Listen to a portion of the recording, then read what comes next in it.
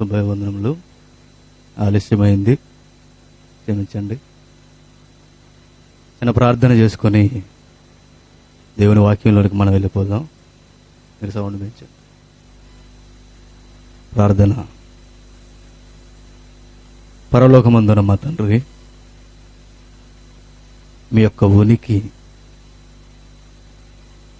చరిత్రలో నమోదు చేయబడిన రికార్డ్స్ మేము చదువుతున్నప్పుడు తండ్రి, నిజదేవుడు మీరే అని ఆ రోజు నుండి ఈ రోజు వరకు అన్యజనుల మధ్య బాహాట నిరూపణ మీరు జరిగిస్తున్నా గుర్తించక సమాజం ఎలా జోగుతుందో మీకు తెలుస్తుంది. మరలా విగ్రహారాధనతో నిండిపోయిన ఈ సమకాలీన ప్రపంచానికి, మరి ముఖ్యంగా ఈ ప్రాంతానికి చివరి మేలుకొలుపుగా ఈరోజు ఈ సందేశాన్ని అందించడానికి సిద్ధమవుతుండగా సహాయాన్ని అనుగ్రహించండి.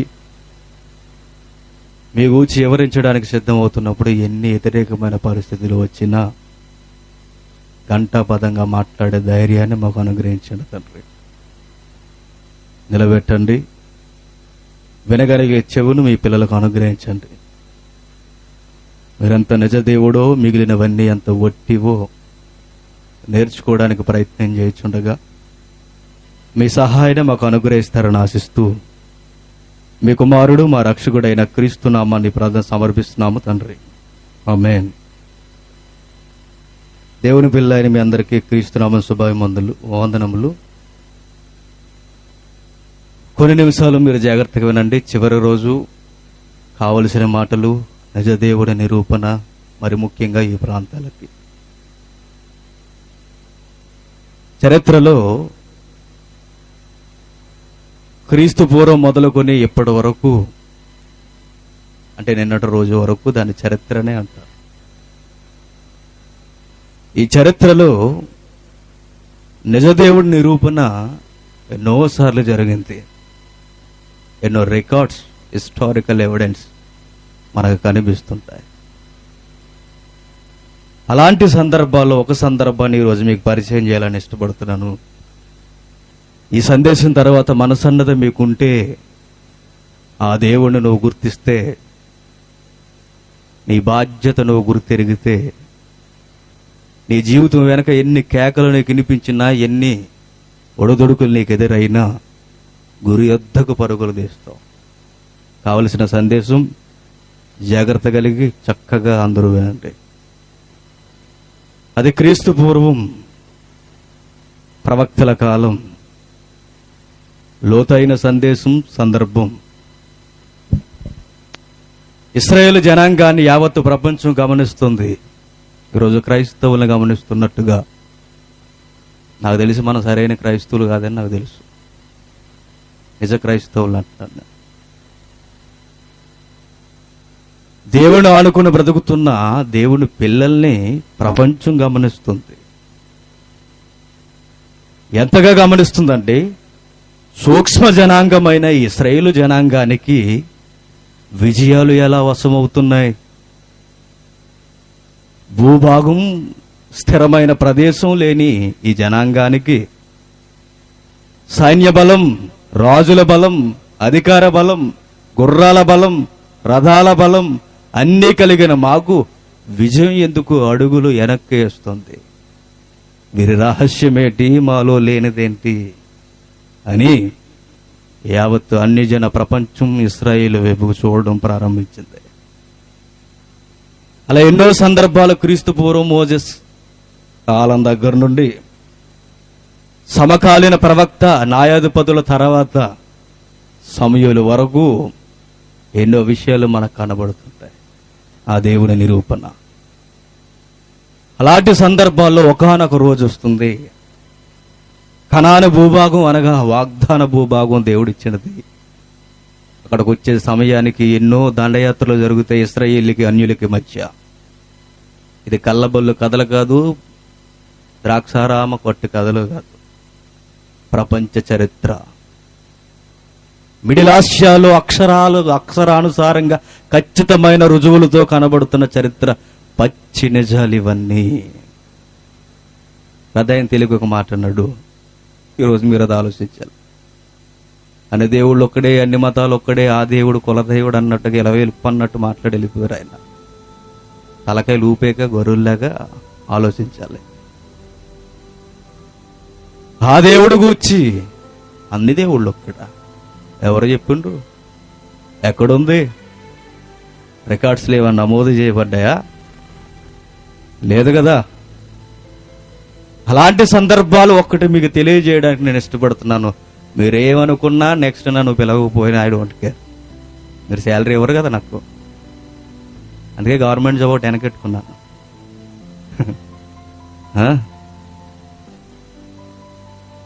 అలాంటి సందర్భం ఒకటి మనకు కనబడుతుంటుంది. ఇశ్రాయేలు జనాంగాన్ని అడుగులతో సహా గమనిస్తుంది అన్ని జన ప్రపంచం. మిశ్రిత జనం కానాను భూభాగంలో అప్పటికే నివసిస్తుంది, మిళితమైపోయిన జనాంగం. అలాంటి జనాంగం ఒకరోజు ఇశ్రాయేలు చూసింది. ఏంటబ్బా వీళ్ళకి విజయానికి కారణం? ఎలా విజయం సొంతమవుతుంది? ఎట్లా? మా దేహాల దారిద్ర్యం వేరు, వీరి దేహాల వైఖరి వేరు. ఏ విధముగా చూసినా అన్ని విధాలుగా భౌగోళికంగా మెరుగైన స్థితిగతులు కలిగిన మాకు విజయం ఎందుకు సొంతం కావడం లేదు? అబ్జర్వ్ చేశారు. అర్థమైంది వారి విజయానికి కారణం వారి మధ్య ఉన్న, చెప్పండి, బాగా చదువుతారా కొట్ట, మందస్సు. ఇశ్రాయేలుకి జిపిఎస్ ఏంటో తెలుసా? మందసం, గ్లోబల్ పొజిషన్ సిస్టమ్ అన్నాడు దాన్ని. అది చెబుతుంది నువ్వు ఏ దిశకు పోవాలి, ఎక్కడ ఆగాలి. సిగ్నల్స్ మందసం నుండి వస్తుంది ఇశ్రాయేలు ప్రపంచానికి. దాని అడుగు జాడల్లోనే 40 సంవత్సరాల అరణ్యంలో నడిచారు. దాని కనుసన్నల్లోనే ఇశ్రాయేలు భూభాగం అయిన వాగ్దాన భూభాగంలోకి దిగారు. అక్కడ నుండే దైవ ఆజ్ఞలు అధికారికంగా మహిమ నుండి వెలువడుతున్న ఇశ్రాయేలు ప్రపంచానికి ప్రతి వ్యక్తి వరకు దేవునికి రుజువు, దేవుని మహిమకు ప్రతినిధి. ఇశ్రాయేలు మధ్య అన్ని జనులకి బాహాటపు రుజువు మందసం. గమనించింది అన్ని జనుల ప్రపంచం. ఓహో, విజయానికి కారణం మందసం అన్నమాట. మందసాన్ని మనం తీసుకెళ్ళిపోతే విజయం మందే. తక్కు టమారా గజనీ మహమ్మద్ ఆలోచనలు అంటారు. తెలివైన తెంగర ఆలోచన అంటారు. అది పోయిన వాడికి శ్రమ, పోయిన వాడికి బాధ, తెచ్చుకున్న వాడికి మరింత బాధ. అదే మందస్సు. బాగా విన్నాడు. దేవుడు అంటే ఏంటి అర్థం అవుతారు. మందసాన్ని చూస్తున్నారు, మందసాన్ని చూస్తున్నారు. మందసం వీరి దగ్గర ఉండడం వల్ల వీరి విజయం అన్నమాట.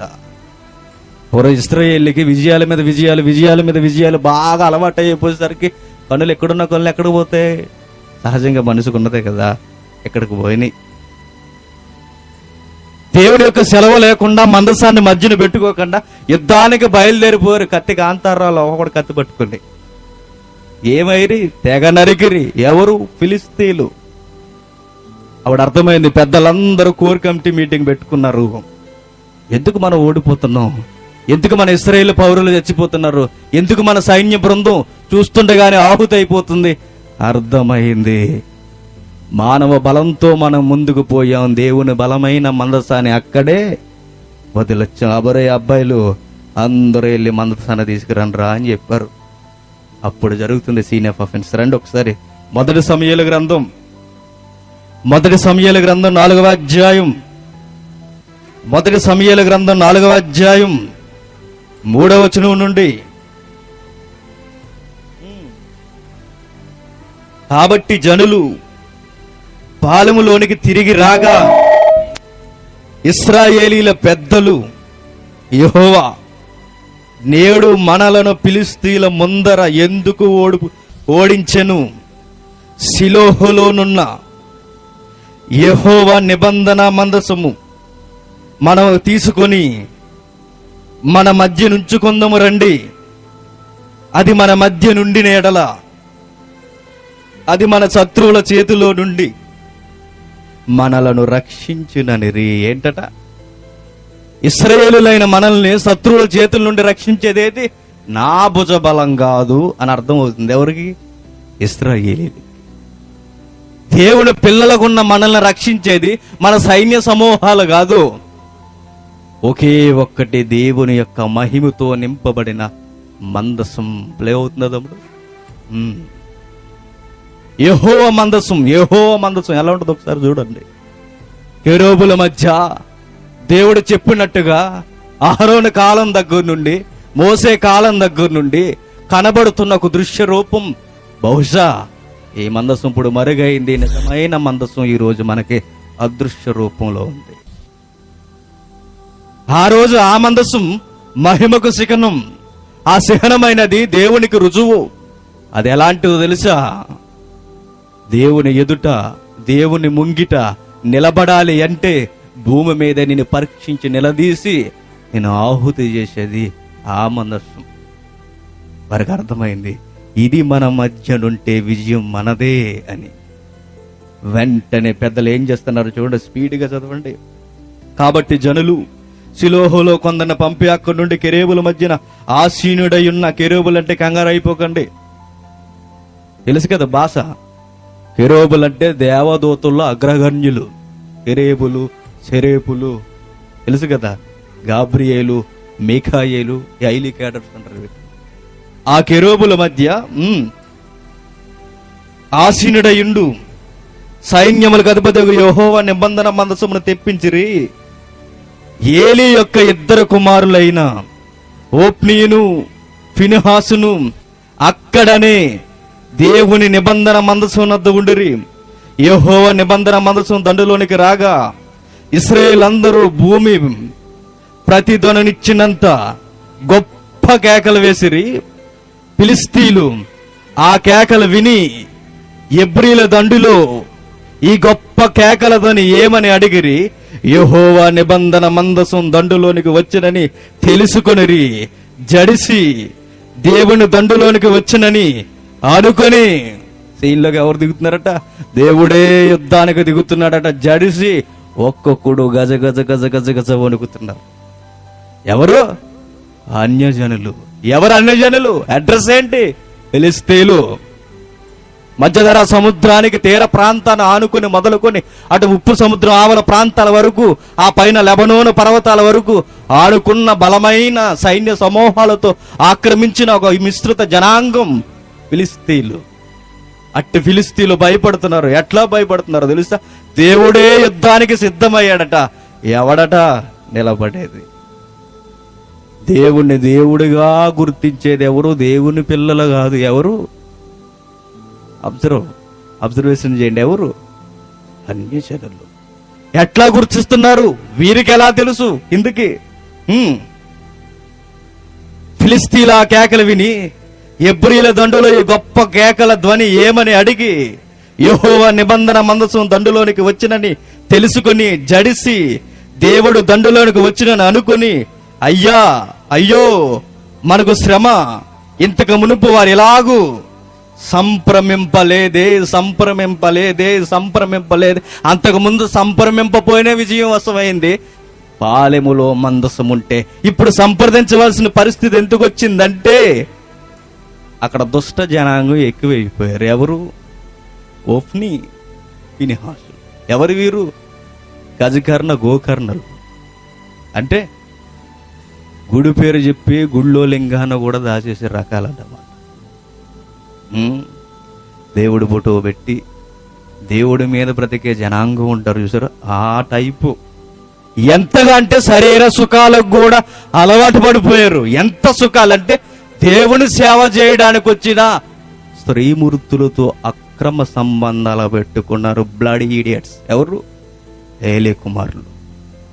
నీచులు, దౌర్భాగ్యులు, విలువలు తెలియని భ్రష్ట జనాంగం, దేవుని ఎదుట ఏమాత్రం అర్హత లేని వారు, దుష్టులు ఆ రోజు నుంచి ఈ రోజు వరకు ఉన్నారు.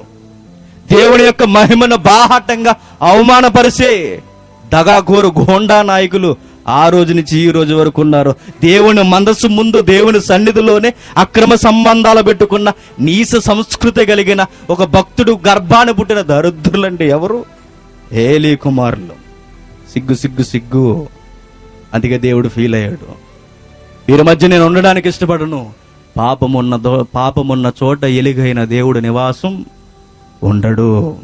గుర్తించుకోండి, సంఘాలలో అక్రమ సంబంధాలున్నా, సంఘాలలో లేనిపోయిన కార్యాలు జరిగిన, సంఘంలో లౌకికమైనది దానిలో ఇంక్లూడ్ అవుతున్నా దేవుని మహిమ బయలు వెళ్ళిపోతుందన్న సంగతి మర్చిపోకండి. Be careful. సంఘంలోనికి లౌకిక సంబంధమైనది ఏది రావడానికి వీల్లేదు. లేదు, ఇది కన్ఫర్మ్. ఇది నేను చెబుతున్న మాట కాదు, దేవుడు చెబుతున్న మాట ఇది.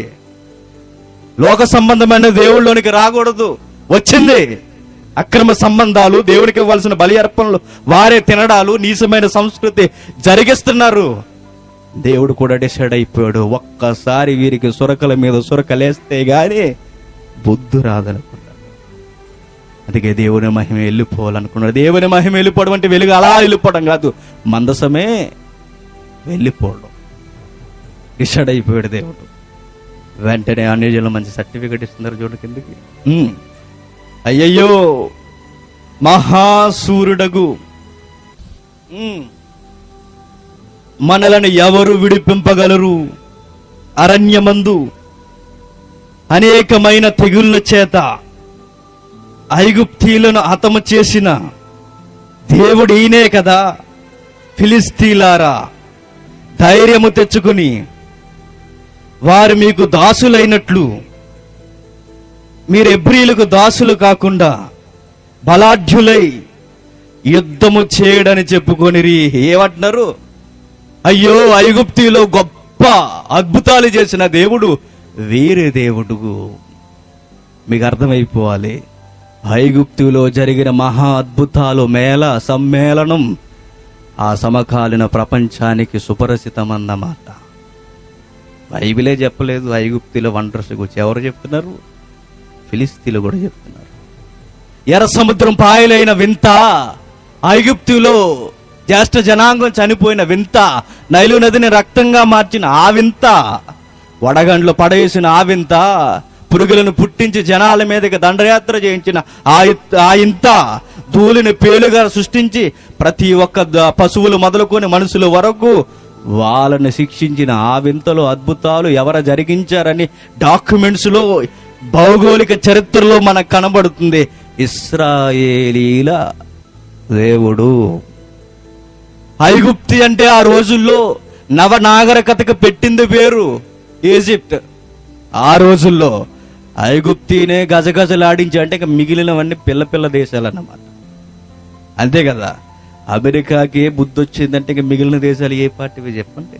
ఆ రోజుల్లో అమెరికా, బ్రిటన్ లాంటిది ఏది? ఈజిప్ట్, ఐగుప్తి. ఐగుప్తిలో ఇంతలా జరిగించింది ఆయనేనా? ఆయనే. అయ్యయ్యో, మనకి ఏమవుద్ది? మన విజయం వశం అవుద్దా? అయినా మీరు కంగారు పడకండి, ఎందుకంటే అన్యులు గనక వారికి వారే ఎంకరేజ్మెంట్ ప్రసంగాలు చేసుకుంటున్నారు యుద్ధంలో. ఏమని? చావో రేవో తెలుసుకుందాం రండి, భయపడకండి, వారి దేవుడు వారి మధ్య ఉండడం వారిష్టమో కాదు, అది మనకు అనవసరం, మనకు కావలసిందల్లా ఒక్కడే, మీరు ధైర్యం తెచ్చుకోండి. వెళ్ళిపోయారు, ధైర్యం తెచ్చుకున్నారు. ఫిలిస్తీన్లే విజయం అయిపోయింది. 1000 మంది ఇశ్రాయేలు చచ్చిపోయారు. ఎందుకు దేవుడు వారికి విజయాన్ని ఇవ్వడం లేదు? ఎందుకంటే ఒకే ఒకటి దుష్ట నాయకులు అక్కడ ఉన్నారు. ఎవరు? ఏలీ కుమారులు. ఆ యుద్ధంలో పని దేవుడు వారిని కూడా చంపించేశాడు. చచ్చారు 2 దరిద్రులు. క్రైస్తవ్యానికి అక్కడక్కడ ఉంటారండి చీడ పురుగులు. ఈ దరిద్రుల్ని వెంబడించేవారికి అస్సలు బుద్ధి ఉండదండి. వాడు వ్యభిచారం చేస్తాడని తెలుసు, వాడికి బహుభార్యతత్వం ఉందని తెలుసు, వాడు దగకోరు గోండాగాడని తెలుసు, వాడు పేదవారి జీవితంలో కూడా ఆడుకుంటాడని మీకు తెలుసు, వాడు దొంగ నాయకుడని తెలుసు, వాడు తెర మీద యాక్టింగ్ ఒకటే, వెనకాల చేసేది ఒకటి అని తెలుసు. ఆయనకే ఒంగొంగి దండాలు ఎడతారు. బుద్ధి ఉందా వీళ్ళందరికీ? లేదు. అందుకే దేవుడే బయటికి పోవాలి, దేవుడే బయటికి రావాలి. దేవుడే బయటకు వస్తే చస్తారు ఏదో ఒక రోజు. ఆ సన్నిధిలో బ్రతుకుతున్న వారు చస్తారు, అప్పుడు కానీ బుద్ధి రాదు. చచ్చారు. దేవుడు బయటకు వచ్చాడు, దేవుడు తీసుకొచ్చాడు, దేవుని మందసం బయటకు వచ్చింది, అయ్యింది. అప్పుడు ఏం చేశారు తెలుసా? తెచ్చుకున్న ఫిలిస్తీన్లందరూ చాలా ఆనందపడుతున్నారు. వారి విజయాన్ని మన వశమై తెచ్చి దాగోను దేవత గుడిలో పెడతాం. బాగా అబ్జర్వ్ చేయాలి ఆ పాయింట్. ఫిలిస్తీన్ యొక్క ఇంటెన్షన్ మీరు పట్టుకోవాలి. బైబిల్ పై చదివితే అర్థమవుతుంది. వారి యొక్క యాటిట్యూడ్ మీరు గమనిస్తున్నప్పుడు మీకు తెలియాలి. ఫిలిస్తీన్ల కులదైవం ఎలవేల్పు ఎవరు అంటే ఒకే ఒక్కటి, దాగోను గుడి ఉంటుందంటే ఆ గుడిలో ఎవరిని పెట్టారు? తీసుకెళ్ళి యెహోవా మందసాన్ని పెట్టారు. ఏం జరుగుతుందో చూడండి. 5వ అధ్యాయం 1వ వచనం నుండి, 5వ అధ్యాయం 1వ వచనం నుండి,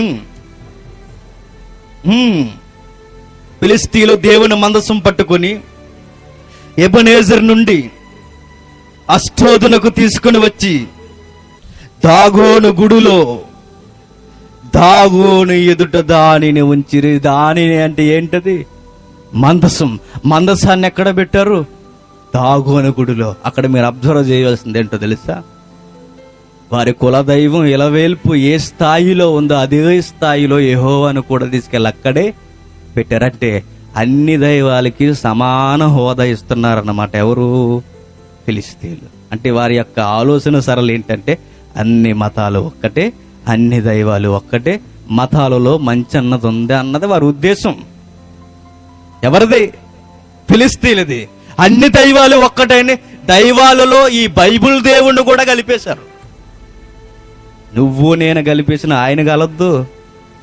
ఆయన కలుస్తాడా? అసలే వీరుడు అంటున్నారు, సూర్యుడు అంటున్నారు. ఎవరు? వాళ్ళే. ఎవరు? ఫిలిస్తీన్లే.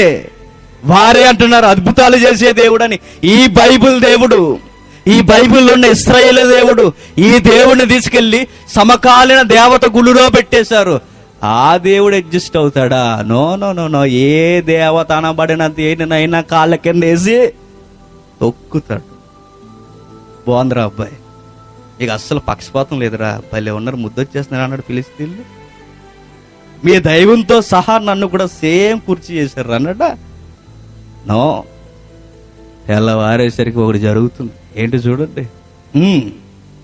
దాగోను గుడిలో దాగోను ఎదుట దాని నుంచిరి. అయితే మరనాడు అష్డోదు వారు ప్రాతకాలమందు లేవగా ఇదిగో దాగోను యెహోవా మందసమును ఎదుట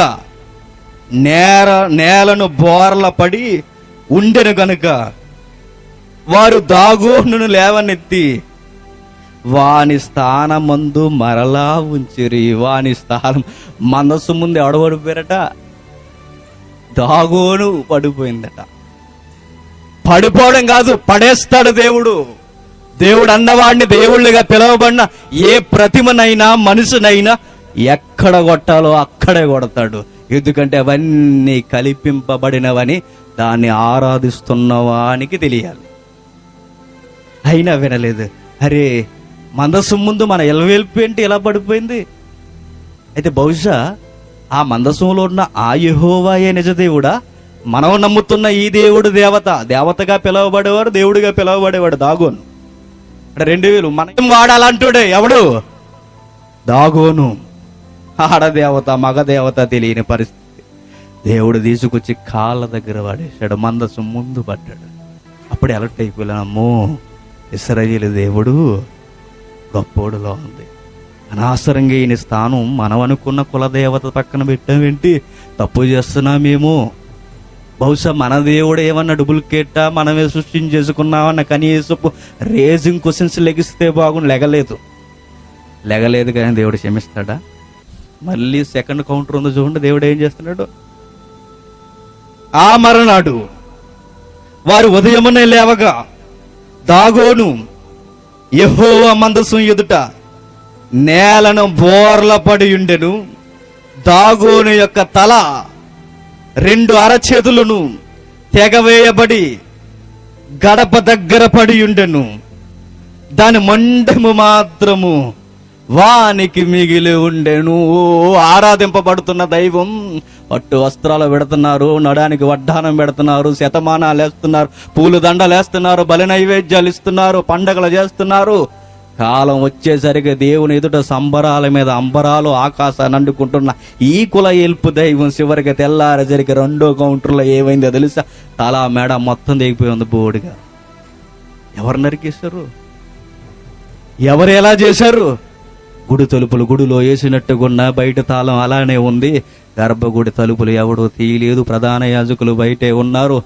అర్చనలు జరిగే సమయం కూడా కాదు. ఏమైందబ్బా? ఏమన్నాడు? ఎర్రమొక్కల్లారా, ఏమైంది? ఆ దేవుడే కలగ చేసుకుని నువ్వు పూజిస్తున్నది ఒట్టిదని తెలియజేయడానికి నరికి పడేశాడు. మన భాషలో మాట్లాడుకుంటే తొడ మెడ రెండు నరికి పడేశాడు. ఒక్క మొండం కూడా తీసి పడేశాడు. ఇంకా బోడిదానికి ఎవడన్నా అన్నం పెడతాడా? చూడడానికి కారంగా ఉంటుంది. అర్థమైపోయింది ఏం జరిగింది. కళ్ళతో చూస్తున్నారు, దేవుడు నిరూపిస్తున్నారు. రేయ్, మీరు ఆరాధన చేస్తున్నదంతా ఒట్టిది, విగ్రహాలు మీరు సృష్టించుకున్నారు. అప్పటి నుండి దేవుడు చరిత్రలో నిరూపిస్తున్నాడు. చూడండి, విగ్రహ ఆరాధన వట్టిది, వట్టిది, వట్టిది, వట్టిది. మూఢ నమ్మకం, గుడ్డ నమ్మకం. జ్ఞాన వేదకి ఈ మధ్య కాలంలో వచ్చి మనం చేసుకున్నది మనం పూజించకూడదని ఇప్పుడు సుప్రసిద్ధ సూత్రాలు చెబుతున్నారు. క్రీస్తు పూర్వం నుంచి బైబిల్ దేవుడు చెబుతున్నాడు, విగ్రహారాధన పూజ మనిషిని మూఢ నమ్మకాల వైపుకి మళ్ళిస్తాదని. That is Bible. దేవుడు చెబుతున్నాడు విగ్రహ పూజ ఒట్టి మూర్ఖత్వం అని. దాని వైపు మీరు ఉండడానికి వీలు లేదని దేవుడు హెచ్చరిక చేస్తున్నాడు. నరికి పడేశాడు విగ్రహాలన్నిటినీ. ఆయన స్టైల్లో ఆ రోజు రుజువు చేశాడు. అయినా అర్థం కాలేదు, వినడు కదా మనిషి ఓరకే. అప్పుడప్పుడు ప్రకృతి వైపరీత్యాలు అవి జరుగుతున్నప్పుడు ఏదైతే మన భారత వనిత మిగిలిన హిందూ దేశాలు, నేపాల్, మిగిలిన ఈ బోర్డర్లో ఉన్న దేశాలన్నీ ఎక్కడికైతే వెళ్ళి ఒంగొంగి దండాలు బట్టి తీర్థయాత్రలో సన్యాస్నానాలు చేస్తారో అక్కడే వరదల ఉధృత రూపంలో వచ్చే గుడి లేసిపోయింది. ఏమైంది అంటే ఈ ప్రకృతిని కంట్రోల్ చేస్తున్నవాడు మన హిమాలయాల్లో ఉన్న ఈ దేవుడు కాదన్న క్వశ్చన్ వారికి రేజ్ అవ్వాల వద్దా? అవ్వాలి. అయ్యిందా? మళ్ళీ ఇంకో గుడి కట్టారు అంతే. అవదండి, మనిషికి అర్థం అవదు. దేవుడు ఏదో విధంగా నిరూపణ చేస్తున్నాడు, ఏదో ఒక విధంగా. ప్రకృతి ద్వారా అప్పుడప్పుడు జరుగుతుంటే మా నమ్ముకున్న దేవతలు, మా నమ్ముకున్న దైవాలు ప్రకృతి దెబ్బకి కుప్పగూలిపోతున్నప్పుడు ప్రకృతిని కంట్రోల్ చేయని ఈ రూపంలో ఉన్న ఈ దేవుడు వీడు దేవుడు కాదని అప్పుడే నిరూపణ అవ్వాలి. అయినా అవడం లేదు. అప్పుడప్పుడు పిడుగులు చర్చిల మీద కూడా పడుతుంటాయి. ఎందుకు? చర్చినే దైవంగా ఆరాధిస్తారు. అప్పుడప్పుడు పైన గంటలు పగులుతుంటాయి. అప్పుడప్పుడు ఈ గుడి గోపురాలు, చర్చస్ కట్టిన గోపురాలు కూడా పగులుతారు. అబ్బాయి అలర్ట్గా ఉండండి రా, దేనికి రూపాన్ని పెట్టొద్దు. ఎన్నో నిరూపణలు చేస్తున్నాడు, అయినా నమ్మడం లేదు. ఈసారి విగ్రహాలకు కాదు బుద్ధి చెప్పడం, వీళ్ళకే బుద్ధి చెప్పాలి. వెంటనే దేవుడు డిసైడ్ అయ్యాడు, క్యాన్సర్ని సీన్లోకి దించాడు. ఏంటది? క్యాన్సర్లో రకాలు ఉన్నాయి తెలుసు కదా మీకు. గడ్డల రూపంలో ఉంటుంది, గుండెకు వచ్చేది ఒకటి ఉంటుంది, అంతర్గత అవయవాలను తినేసేది ఒకటి ఉంటుంది, బహిర్గతంగా పెద్ద పెద్ద గడ్డల్లా వచ్చేది ఒకటి ఉంటుంది. దాని రకాలు వివిధ రకాలు. అందుకే దానికి పీత గుర్తేస్తారు. దేనికి? క్యాన్సర్కి పీత చూడండి, ఒక లైన్లో వెళ్తుందా? ఇలాగెళ్ళిపోతుంది. క్యాన్సర్ కూడా ఎలా కావాలంటే అలా వెళ్ళిపోతుంది. క్యాన్సర్ స్టైల్ అది. అలాంటి గడ్డలు వచ్చినాయి. ఎక్కడెక్కడ వచ్చినాయో తెలుసా? ఎక్కడ చెప్పుకోకూడదో అక్కడక్కడ వచ్చినాయి. ఇశ్రాయేలుని చెప్పించినప్పుడు దేవుడు, రాయ్ చాలా స్టైల్గా పోజు కొడుతున్నారు కదా, మూలవేద చేత బాధ్యం చేస్తాను, మీరు ఏమనుకుంటున్నారు? మూలవేద అంటే మీకు తెలుసు, మరి కుదురుని గుచ్చేలేరు అన్నమాట. అందుకే కొంతమందికి అటు కదులుతారు, ఇటు కదులుతారు. చూసారా? నేను చాలా మందిని చూశాను. అటు కదలడం, ఇటు కదలడం పెద్ద పనిష్మెంట్ అది. మూలవ్యాధి. ఈ మూలవ్యాధి ఎక్కడో మనకు తెలుసు. అక్కడక్కడ గడ్డలు రప్పించాడు. ఆ గడ్డ రోజు రోజుకి పెద్దదవుతుంది. వేల మంది చచ్చిపోతున్నారంటే, చచ్చి శవాలైపోతున్నారు. క్యాన్సర్. అర్థమైపోయింది. ఒకరోజు మోకమ్మడు సమయం కోసం ఈ దగకూరు గూండగాళ్ళందరూ మీటింగ్ పెట్టుకున్నారు. ఎప్పటి నుండి ఇది జరుగుతుంది అసలు? యెహోవా మందసం తెచ్చాం కదా, అప్పటి నుండే కదా ఈ విపరీతమైన ధోరణి మనలో జరుగుతుంది. ఎస్, అప్పటి నుండే. అయితే ఒక విషయం చేద్దాం. మాకు ఒక డౌట్ వస్తుంది, ఇదంతా ఆయన వలన జరుగుతుందా లేదా కాలక్రమంలో ఈ వైరల్ ఫీవర్లా ఏమన్నా మనకు వస్తున్నాయని హేతువాదులు కొంతమంది తయారయ్యారు. అర్థమైందా? హేతువాది అంటే ఎవడో నమ్మడు, ఓరకాడికి ఎన్ని జరిగినా నమ్మడంటే. ఆపోజిట్ టీంలో కూడా కొంతమంది హేతువాదులు సిద్ధమైపోయారు. ఎలా సిద్ధమైపోయారంటే, వచ్చావా ఆ దేవుడు అనడానికి రుజువు ఏంటి? ఇదిగో ప్రకృతి వ్యాధులేమో అనుకోవచ్చు కదా, ఆ దేవుడు అని మీరు ఎందుకు అనుకుంటున్నారు? అన్ని నెగిటివ్గా ఆలోచిస్తారు ఎందుకు? పాజిటివ్గా ఆలోచించండి. దేవుడు అది ఇది మీరు ఏదో పెద్ద పెద్ద ప్లకార్డ్స్ పెడతారు ఎందుకు? అవన్నీ వద్దు. ఒక నిరూపణ మనం చేసేద్దాం. ఒకవేళ ఆ దేవుడే చేశాడా, లేక ఏరొక దేవుడు చేశాడా, లేక దేవుడే కాకుండా అవి కాలక్రమంలో అదృష్టవశం చేత అలా జరుగుతున్నాయో ఒక టెస్ట్ పెడదామని ప్రయోగశాలను సిద్ధం చేసుకున్నారంటే, ఎవరిని నిరూపించడానికి? దేవుడిని నిరూపించడానికి ప్రయోగశాల. ఈరోజు కూడా అలానే కదండి అడుగుతుంది ఈ ప్రపంచం. దేవుడున్నాడా? ఉంటే జీవించు. దేవుడున్నాడా? నాకు కనబడమని చెప్పు. నీకు ఎందుకు కనబడాలి అసలు? నీకు ఎందుకు కనబడాలి? నేను అడుగుతున్నా, నీకు ఎందుకు కనబడాలి? నువ్వు నమ్మకపోతే నష్టం. ఇప్పుడు ఎంతలో కనబడి అంతలో మాయమైపోయి నీ ముందు ఎందుకు ఆయన నిరూపణ?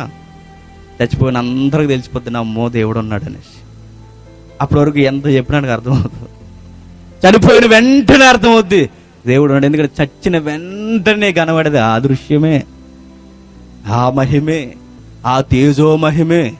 దాని ఎదుట నువ్వు నిలబడాలి. మీరు లీగల్గా ఆలోచిస్తున్నాం అనుకుంటున్నారు, కానీ చాలా అజ్ఞానంగా ఆలోచిస్తున్నారు. అన్ని దైవాలతో ఈ దైవాన్ని కలిపేశారు. ఒకవేళ ఆ దైవమే ఇవన్నీ చేస్తుంది అనడానికి, మన శరీర రోగాలు, ఇంత భయంకరమైన రోగాలు వస్తున్నాయి. చరిత్ర చెబుతుంది భయంకరమైన రోగాలు.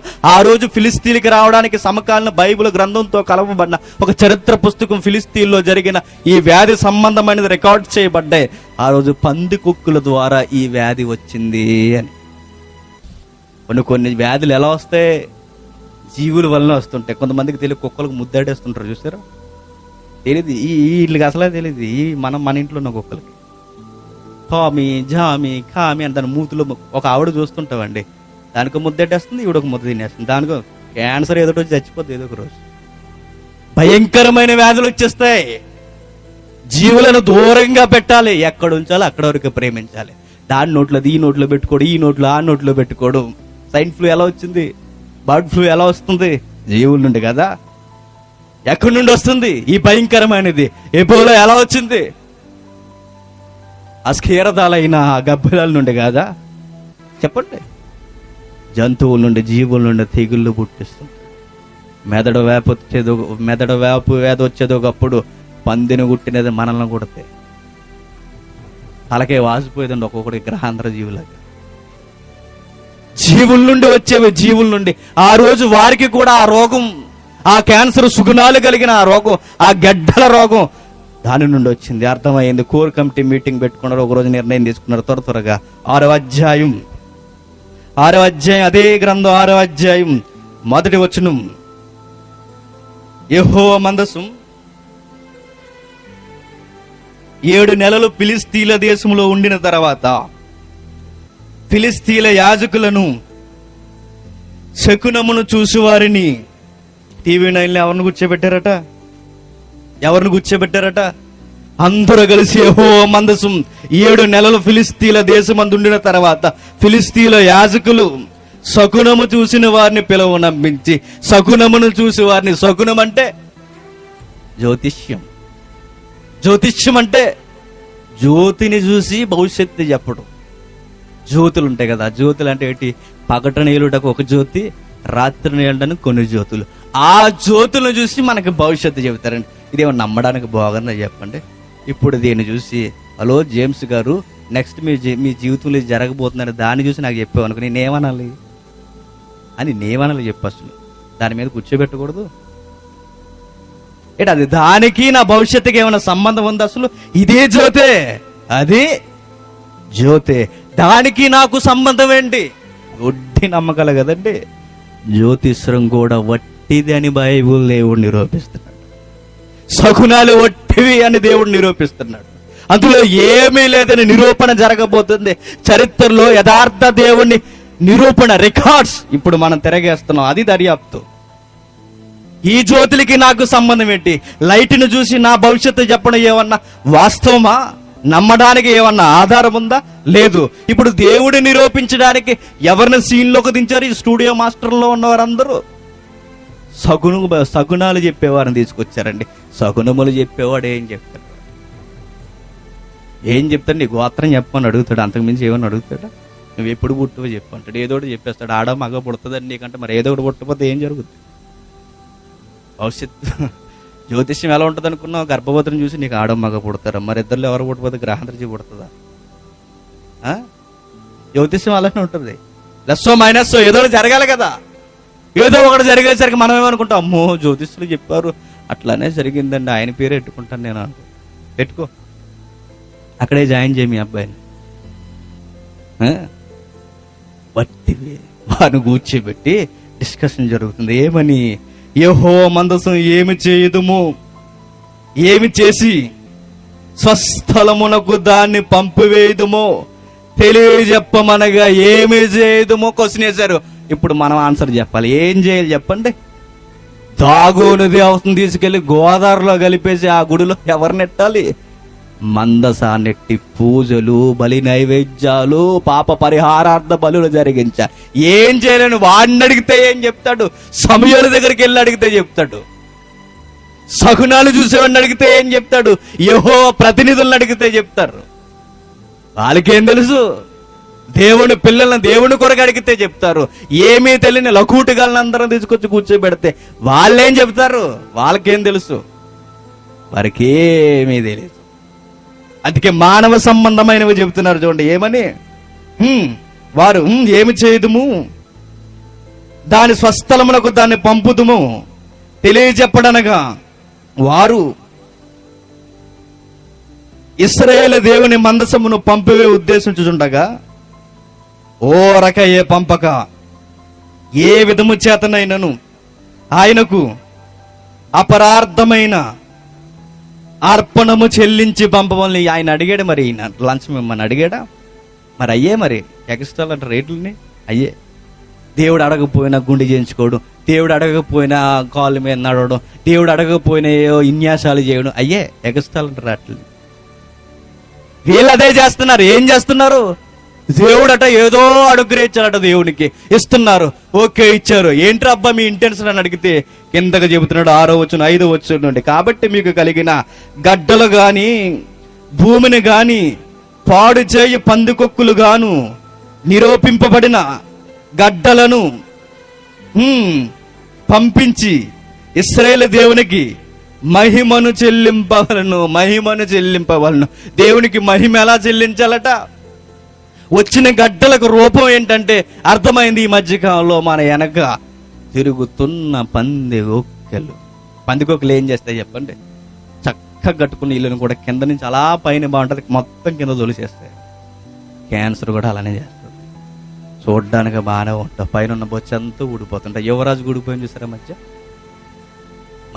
మనీషా కోయిరాల ఏదో కోయిరాలు ఉంటుంది కదా, కోయిలు మోకపోయింది ఆ మధ్య. చూసారా? సినీ యాక్టర్లు గౌతమికి వచ్చింది చూసారా మధ్య? చూడ్డానికి కటౌట్ అలానే ఉంటది, లోపల మొత్తం డొలకైపోతుంది. పందికొక్కులు మాదిరి ఆ వ్యాధి బహుశా ఇటు వలనైనా వచ్చుండొచ్చు. ఏది ఏమైనా పందికొక్కుల్ని బంగారు పందికొక్కుని చేసి ఆ మందసం దగ్గర పెట్టి ఆయనకు మహిమ చెల్లించండి. దేవునికి మహిమ చెల్లించడం పందికొక్కుల్ని బంగారు రూపంలో చేయడం కాదు, నీ పాప పరిహారార్థ బలిగా జంతువును బలి. అది ఎవడు చెప్పట్లేదండి వీరికి. తెలిసి తెలియక దేవుడు ఎదురుగా కనబడేసరికి ఏదోలా ఆయన మనసు గెలుచుకోవాలని ఈ రోజు ఈ సమకాలీన ప్రపంచం చేస్తున్నట్టే ఆ రోజు నుండి అదే చేస్తున్నారు. ఆయనకి ఇష్టమైనవి ఏం చేయాలి? ఏదో మనసుకు వచ్చింది చేసేస్తున్నారు. ఏదో ఒకటి జరిగిస్తే ఆయనకి నచ్చేస్తాం కదా. ఈ వ్యాధులు పోతే ఒకవేళ ఆయన వల్లనే జరిగితే ఆయన సాటిస్ఫాక్షన్ చేస్తే సరిపోద్ది కదా అనుకుంటున్నారండి. కానీ విచిత్రం ఏంటో తెలుసా? చేశారు. కొంతమంది హేతువాదులు ఆ ప్రతిపక్షంలోనే తయారైపోయారు. ఊరుకోండి, ఏం మాట్లాడుతున్నారండి మీరు? జ్యోతిష్యులు యువకులు ఉన్న మమ్మల్ని అడగొద్దు. మీరు యువకులు ఉంటారు కదా, కళ్ళు తిరిగిన బ్యాచ్ మేము ఉన్నాం కదా. ఆ శక్తి ఈ శక్తి తయారయ్యాయి కదా ఈ మధ్య. ఏం తెలియదు, గడ్డం వేసుకుని మీదకి వచ్చేస్తున్నారు. వచ్చారు మొఖం మీద ఒకటి గుద్దు ఒక్కడు పని చేయడండి. సరిగ్గా చీరితే ఏమీ తెలీదు, అయినా వస్తారు. పర్మిషన్ ఉందా? పర్మిషన్ ఎవడరా పర్మిషన్ ఇచ్చేది నీకు? దేనికి పర్మిషను? అసలు నీకెవడిచ్చాడు పర్మిషను చెప్పు? తెలీదు, అడిగేస్తాడు. అలానే మూకుమ్మడి సమూహం తయారైంది. ఏమంటున్నారో తెలుసా? ఏమంటున్నారో, ఇదిగో అదృష్టవశము చేత జరిగిందేమో మీరు ఎందుకు ఆ దేవుడిని అనవసరంగా హైలైట్ చేస్తాడు? అసలే విదేశీ దేవుడు. ఆ దేవుడు ఏ దేవుడు? యెహోవా దేవుడు. ఆ విదేశీ దేవుడిని మీరు అనవసరంగా హైలైట్ చేస్తారంటే మాకేం నచ్చట్లేదు. ఒక ప్రాక్టీస్, ఒక పరీక్ష, ఒక ప్రయోగశాలలో ఒక నిరూపిద్దాం. ఏం చేద్దామంటే ఒక క్రొత్త బండిని సిద్ధం చేద్దాం. ఇంకా క్రొత్త బండి రెడీ చేసిన తర్వాత కాడి మోయని పాడి ఆవులను తెద్దాం. బాగా వినాలండి, ఆ సౌండ్ మీరు బాగా వినాలి. కాడి మోయని పాడి ఆవులు సిద్ధం చేస్తారా? 7వ వచనం చూడండి. కాబట్టి మీరు ఒక కొత్త బండిని ఒకని చేయించి రెండిటిని తోలు తెచ్చి బండికి కట్టి వాటి దూడలను వాటి దగ్గర నుండి ఇంటికి తోలి యెహోవా మందసమును ఆ బండి మీద ఎత్తి అపరార్థ ఆయనకు మీరు అర్పింపవలసిన బంగారపు వస్తువులను దాని పక్కనే చిన్న పెట్టెలో ఉంచి మార్గమును పోవున్నట్లుగా విడిచిపెట్టారు. ఏం చేస్తున్నారండి? కాడి మోయని పాడి ఆవులు. కాడి మోసేవి పాడి ఆవులా, ఎద్దులా? చెప్పండి. ఎద్దులు మోస్తాయి. పాడి ఆవులు ఏం చేస్తాయి? పిల్లలకి పాలిస్తాయి, యజమానికి పాలిస్తాయి. ఏ విధముగా చూసినా కాడిని మోసే ఫిజికల్ ఫిట్నెస్ వాటికి లేదు, ఉండదు. శరీర దారుఢ్యం కాడిని మోసే దారుఢ్యం కాదు. మెంటల్ గా కూడా అవి అంత ఫిట్నెస్ లేనివి. అవేం మోస్తాయండి? కాడి మోయిన పాడి ఆవులంటే చిన్న పిల్లలు ఉంటాయి చూసారు వాటికి. కాడి మోయిన పాడి ఆవుల యొక్క యాటిట్యూడ్ ఎలా ఉంటుందో మీకు తెలుసు. దానికి తాడు కట్టాల్సిన అవసరం లేదండి. పిల్లను పట్టుకుని సైకిల్ మీద ఎక్కించుకుని, మోటార్ సైకిల్ మీద ఎక్కించుకొని మనం వెళ్ళిపోతే చాలు. పిల్ల ఎక్కడుంటే దాని ప్రాణం కూడా అక్కడే ఉంటుంది. అంత పెద్ద ఆకారం కలిగిన ఆ రూపం, ఆ ఆవు, తల్లి ఆవు, పిల్ల ఎక్కడుంటే అక్కడే పరుగులు తీస్తుంది.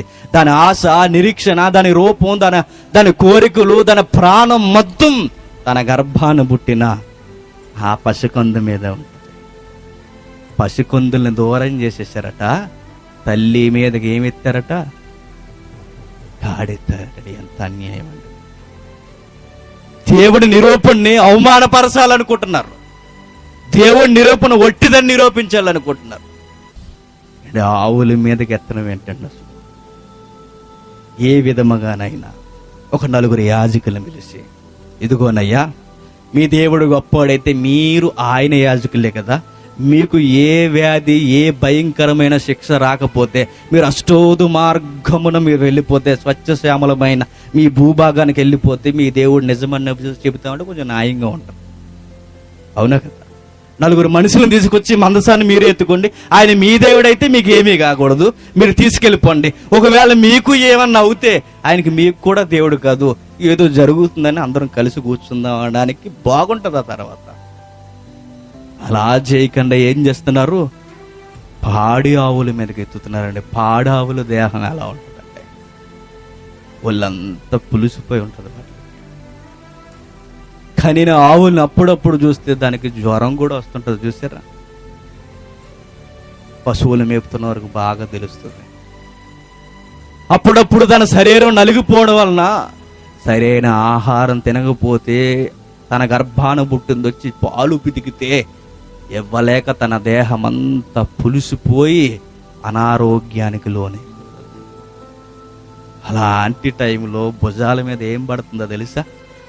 యెహోవా మందస భారం పడుతుందంటే. బాగా విను, జాగ్రత్తగా విను.